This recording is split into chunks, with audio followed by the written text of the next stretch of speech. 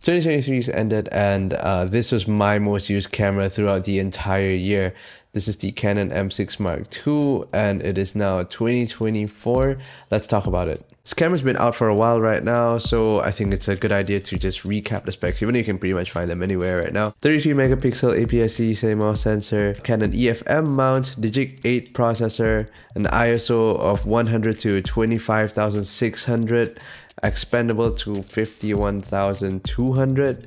It has dual pixel autofocus. It has no EVF, but you can attach one. It has a tilting LCD screen, which is 3 inches with 1.04 million dots. It has a maximum shutter speed of 4,000th of a second in mechanical shutter mode and a maximum shutter speed of 16,000th of a second in the electronic shutter mode. It's got a burst rate of 14 frames per second. However, no burst rate in electronic shutter, I believe. For video, it does 4K 25 frames per second, 1080p 100 frames per second with no continuous autofocus. If you do need continuous autofocus, you need to go down to 50 frames per second or 25 frames per second. Obviously, make your own calculations if you're using NTSC. It has a single UHS 2 SD card slot and it weighs a little over 400 grams. It's pretty light. It offers clean HDMI out with a micro HDMI port. It has a mic input but no headphone output. So you can't listen back to whatever you're recording in the camera, but you can just hear it through the speakers. That is always an option. It does offer USB charging via USB-C, but only through compatible chargers. And it runs on an LPE17 battery, which is the same one you would find on a Canon RP and a Canon R8. So that's a quick rundown of specs. If you're looking for more information, I'm sure it's not difficult to find many more because many people have already made videos on this camera. It's not really a new one. The rest of the video is going to be my personal opinion on what I love and what I don't love about this camera based on my experience using it as my, once again, most used camera throughout the entire year. The first thing I love about this camera has got to be the size of it. Like, it's really tiny, firstly. Fits pretty much in the palm of your hand like that. And I don't have big hands. The funny thing is I can fit an entire setup of 4 lenses into a tiny bag like this with, you know, some SD card cases with a power bank in there and as well as some extra batteries, and still have enough space to like have other stuff in case I do need to. Maybe I want to put my phone in there or something. That same space is going to only serve my R6 together with that 35mm prime stuck to it, and you can pretty much not put anything else inside anymore just because of the sheer size of it, and not to mention the weight of it as well. It's probably going to weigh heavier than everything else combined here. Despite its small size, it still packs a heavy punch. Now, I think this camera really hits the perfect balance between size and power for me. Now, as I mentioned, it has a 33 megapixel APS-C sensor, which provides a lot of space for cropping, and I always crop because sometimes, even if my lenses don't have enough reach, or I've composed a shot a little bit wider so I can crop in, I always have those options and I don't really have to worry because, again, plenty of megapixels. It has a really quick burst rate, which allows me to capture many moments instead of one perfect moment, which I know some people find as a crux, but I'd rather have the option. Apart from all that, it's also a very decent video performer, and I say decent because like I use this as a B cam along with my R6. Now, I think both these cameras, they kind of do the job. They're obviously not the best ones for video, but they will do the job. The third thing I like about this camera is the fact that it has a lot of dials. It has the front dial, the thumb dial, as well as the thumb wheel, which a lot of these smaller cameras like don't have. And I'm really glad that they have this because it really makes changing settings on the fly work a lot better, because now I can have my shutter speed on one, my aperture on another one, and ISO on another wheel. So changing settings on the fly is just super quick. Apart from that, this camera also has the autofocus manual focus switch, which I think is such a good idea to have because a lot of these EFM lenses don't have the autofocus manual focus switch on them. So having this switch here will come in clutch because I wouldn't have to go into the menu to turn on and off the manual focus autofocus setting. Now, despite its high megapixel count, it also has pretty decent low light performance in my opinion. I rarely have to worry when I raise the ISO on this camera.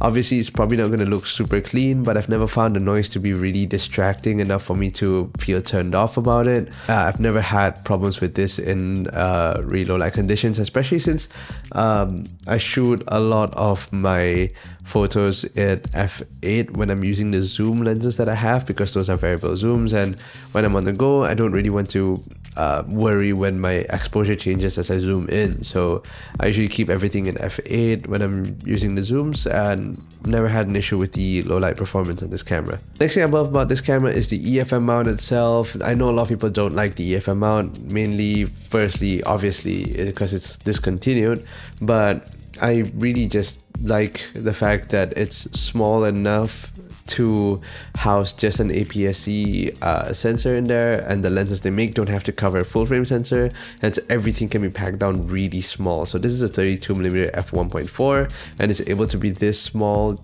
just because of the combination of small mount and a small sensor. Apart from that, if you are looking for higher quality glass but you aren't able to get them on the EFM line, there's always the option to use third-party lenses for this camera mount, or you could just adapt EF lenses and they will work as if they are native mounts on this. Just you might have to deal with the fact that most of them are not well balanced on these small camera with big lenses kind of thing, so be prepared for that.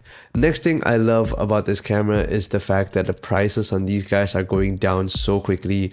I got this camera around I want to say April or March of 2023, and I got it for 3,000 ringgit. It's a used unit, and at that time it was already a bargain. Right now I'm seeing them go for like 2,500 ringgit, or sometimes even less. The lenses that go with the cameras as well, they're going down really quick, so if there's any time to jump on this, maybe wait a couple of months to see if they just drop down even further. If they do, maybe it's a good thing if you want to try it out.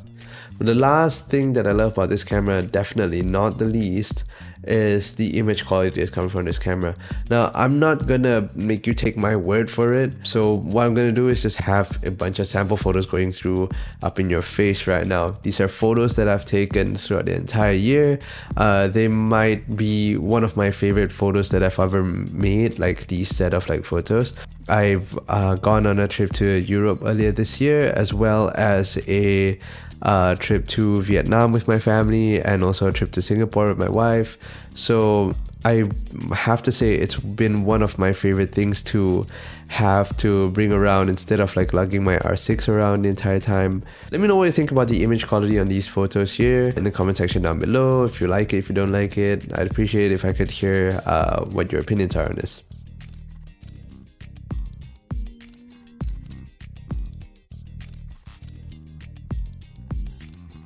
Now on to what I don't really love about this camera, and it's a really short list. It's three things specifically. The first thing is the fact that it doesn't have a burst mode in the electronic shutter mode. So in mechanical shutter, as I mentioned, there's a 14 frames per second burst mode, which is absolutely crazy.